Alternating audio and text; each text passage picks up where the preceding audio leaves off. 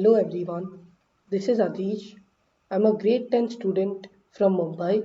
So today's problem is called three-way communications. The difficulty level for this problem is easy, and the only prerequisite you need to know to be able to solve this problem is how do we find Euclidean distance between 2 points. So if you know this concept, you should be able to solve this problem. So you should pause the video now and try to solve this problem on your own, and then I'll explain the problem statement and my solution for this problem. So in this problem, you can read the whole story behind this problem, but basically the essence of this problem is that we have three people: the chef, the head server, and the sauce chef, who all want to be in contact with each other. And the condition for them to be in contact with each other is that two of the people can be in contact with each other if they are at most r meters away from each other. So we are given the locations of these three people, their current locations in the grid, in the 2D grid, or basically in the coordinate system. So we are given three pairs x1, y1, x2, y2, and x3, y3. x1, y1 is the location for the chef, x2, y2 is the location for the head server, and x3, y3 is the location of the sauce chef. And we basically need to check if all three of them can communicate with each other, and either directly or indirectly.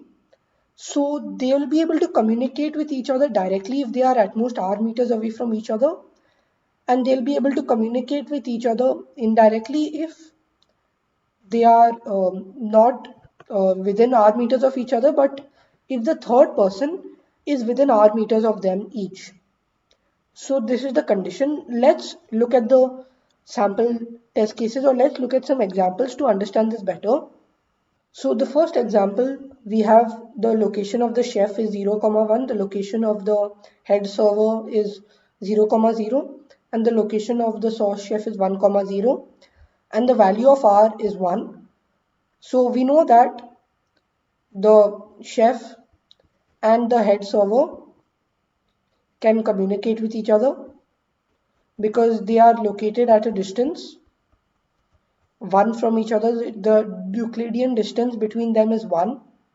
Similarly, the head server and the sauce chef can communicate with each other because their distance is also 1, because 0, 0 to 1, 0 is the distance is 1. So they can communicate with each other. However, notice that the chef and the sauce chef cannot communicate with each other, but that doesn't matter because they can communicate indirectly through the head server. So that's why we'll print yes for this. And for this sample test case, we have R is 2, and these are the three locations. So notice that the chef can communicate with the head server. However, the head server cannot communicate with the sauce chef because their Euclidean distance is actually greater than 2. You can work it out by hand. And similarly, the Euclidean distance between the chef and the sauce chef is square root of 5, which is also greater than 2. That's why they cannot communicate with each other. And since the sauce chef cannot communicate with either the chef or the head server, we'll print no for this example. So now that we have understood the examples and what the problem is saying, let's try to build a solution. So the first step in our solution, or in any solution for that matter, will be to find the number of pairs of people which can directly communicate with each other. Or forget the number of pairs, let's just say we'll directly find which people can communicate with each other, because that's obvious, like that's what we did in the examples. But let's do some casework. So there are three simple cases to analyze. Case 1 is that there are 0 pairs of people which can communicate with each other. And obviously in this case, it's no, because if there are no people which can communicate directly with each other, then there's no option for indirect communication. So that's why we print no in that case. In the second case, let's say that there is only one pair of people which can communicate with each other. So let's say that it's two of these three people. let's just say it's chef and head server, for example. Then notice that the third guy, which is the sauce chef, is left alone. He does not communicate with either the chef or the head server.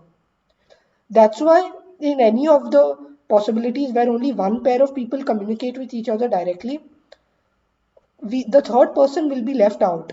The third person won't be able to communicate with the other two people, and that's why we print no. And let's take the third case where two pairs of people communicate with each other. So this means that it will be something like chef communicates with head server, and either one of these two people communicate with the sauce chef.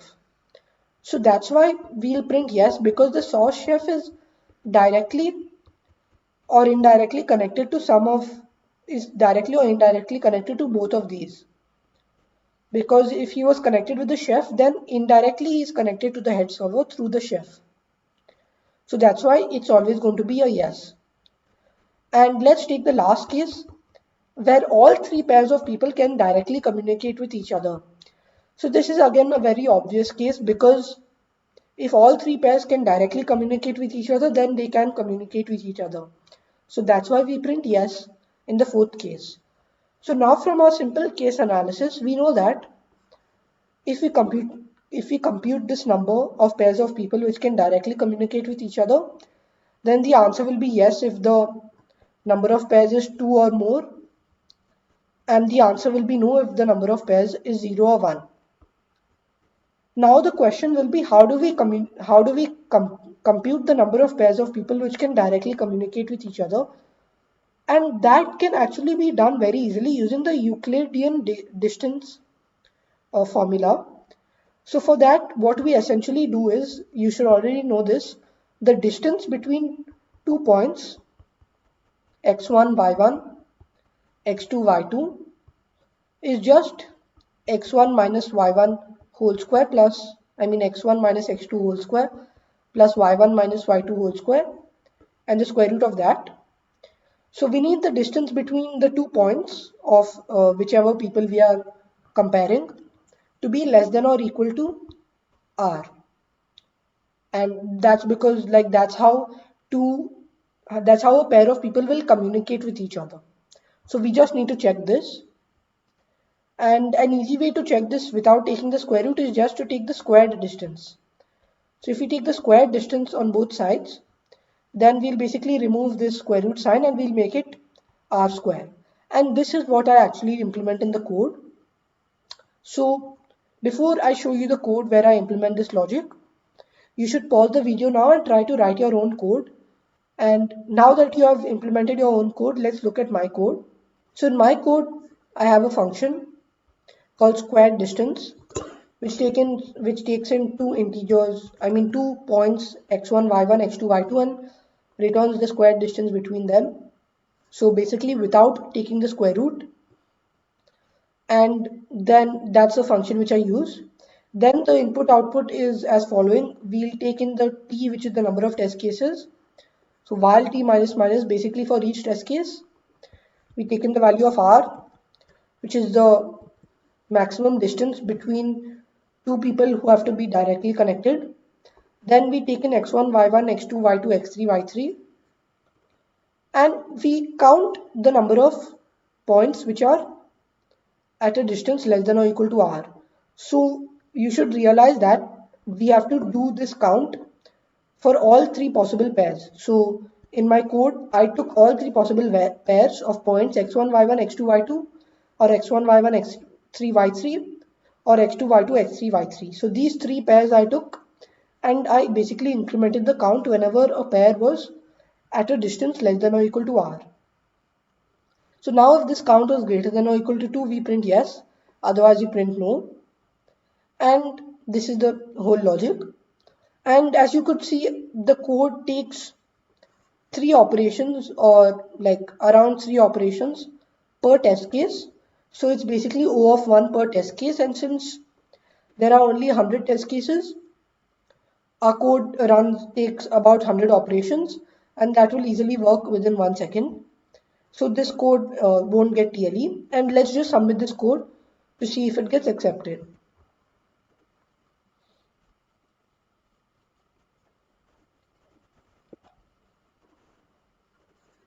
So as you could see, my code got accepted. I hope you like this problem and my solution to this problem.